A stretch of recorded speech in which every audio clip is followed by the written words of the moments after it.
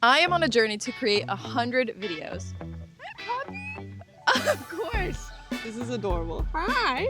So I wanted to share 10 things that I learned from my first 10 videos on YouTube. Some of these things surprised me along the way, and maybe if you're new to YouTube or if you've had a channel for a while, hopefully you find some of these things relatable. So let's go jump right into point number 1. All right, the first lesson I learned, and something I'm still learning, is that I need to plan ahead. Even figuring out what your title's gonna be, what your video's gonna be about, more than just an idea, helps you come up with such a better video. Spending a couple minutes to plan and then going for it, you don't have to plan out the whole video. Leaving that room for your creativity to shine is still so important, but a little bit of planning goes a long way. It makes also your editing so much easier. I'm telling you, a little bit of planning goes a long way. All right, point number 2, and honestly one of the first things I realized from starting a channel is to not tell your friends and family that you're starting a YouTube channel. And I did this, don't get me wrong, I love the support of my friends and my family when I'm starting out. Like, it was so great to have them in my corner, but I started to view what I was creating from their viewpoint. This one's definitely controversial, but I think just starting out without telling anyone might be the way to go. So that way you're viewing what you're creating from your own lens and not from the lens of the people closest to you. And that brings me to point number 3, which is to create videos that you enjoy creating. It can be so easy to try and copy other creators. You want to create videos that you think will do really well, but it's important to just make videos that you have fun making. I still haven't found my niche yet, and I think that's okay. I'm having so much fun just making videos, and I find that I'm more consistent with posting, and I have more fun with it when I just create what I want to create. I feel like we worry too much about, like, will this video do well? Will this video perform well? And I don't think that's the point. I think the point is to have fun making videos and just create the stuff you want to create. And that brings me to my 4th point, but I'm gonna go inside because it's getting kind of hot out, so let's go. Oof, it is a hot day out. I am back home, I changed my clothes, and now we are gonna talk about the 4th thing I learned on my YouTube journey so far, and that is it is okay to use old content. I feel like when I started out, I wanted to film every video fresh B-roll, every idea had to be new, but let me tell you, it is okay to look back on old hard drives and use some of that old footage. I had also made videos prior, so like I had old A-roll, old B-roll, and I just never felt like I could use it or turn it into a video. I felt like every idea had to be fresh and new and exciting, and that is so not the case. It is okay to use some old footage from time to time. In fact, it can make the video a lot better. And that brings me to point number 5, is that not every single YouTube video has to be a movie. Not every video has to have great angles and lighting and interesting shots. Sometimes just having the video shot is good enough. I love good lighting and I love shooting with my good camera, but sometimes my iPhone is the only camera I have available, and guess what? That's good enough. Sometimes the light isn't perfect, and that's good enough also.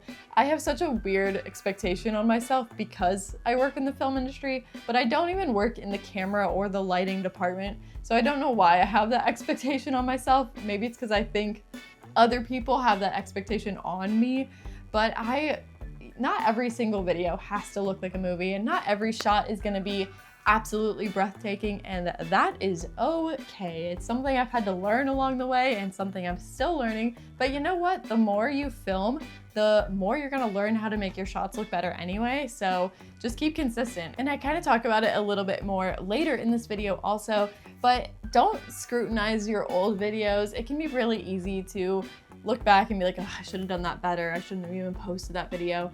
But what you should be doing is channeling that energy into looking forward into the future and seeing what you can do better next time. I tend to look at the past and see what I did wrong instead of looking at the future to see what I can improve next time, and I definitely think that's a better way to reframe it.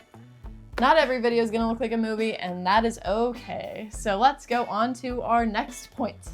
Number 6 is to be able to listen to and take advice and criticism well.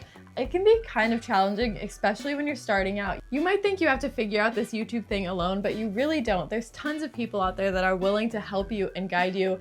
and lead you and push you in the right direction. So just being open to taking advice, taking criticism, and actually improving from it. I think that's a good mindset and a good almost skill that you can have, especially as you're growing your channel, because you're gonna get more comments in the comment sections too, and you wanna be able to read that and look at it and not feel some type of way about it. So being able to learn to take advice and take criticism early on, I think is a really helpful skill to have. But obviously you know what you're filming and you know what you're trying to create. So take anyone's advice with a grain of salt, but I do think it's good to be open to advice. Another thing I've learned that I don't love is that you have to get out of your comfort zone. Seriously, you're never gonna grow and you're never gonna get anywhere if you don't get out there and get a little uncomfortable. There has not been a single video that I've either shot or a reel I've wanted to post or literally anything, talking to camera, filming myself. It's not 10 videos in and it still makes me a little uncomfortable, but that's how you grow. You grow through discomfort, you grow through taking risks, and that's how you learn too. And the more you do it, the more comfortable you're gonna get doing it, but you have to step out your comfort zone to start. And who knows, you might already be really good at talking to camera or like have no fear posting stuff, but it's scary putting yourself out there on the internet, and getting out of your comfort zone is one step you have to take, and you have to take that step over and over and over again. But it does get easier, you will get more comfortable, and then you can try even more things, even newer things that used to scare you, and now it seems a little less scary. So get out there, get out of your comfort zone, and let's move on to point number 8. Start organizing your footage early on. I learned this one the hard way. I accidentally formatted an SD card that had a whole video I shot on it. And it wasn't just a video that I could go back and reshoot everything. It was a video that I had shot for like a before and after, and I deleted all of the before footage. It was actually a video of me redoing this room. Me and my roommate, we had all the before footage of this room, of us building these bookshelves and building this table and like what the room looked like before we redid it. And all of that footage is gone. You can see how I salvaged that video. I still made a video on it, but it's not what I envisioned at all. And you know, sometimes you have to go with the flow with things, but please, please, please organize your footage. I have a ton of SD cards, a ton of external hard drives, and just trying to keep everything organized makes it just so much easier moving forward. If you're like in the future trying to find a specific shot, or your audio is different than where your video file is, it can become a nightmare so fast.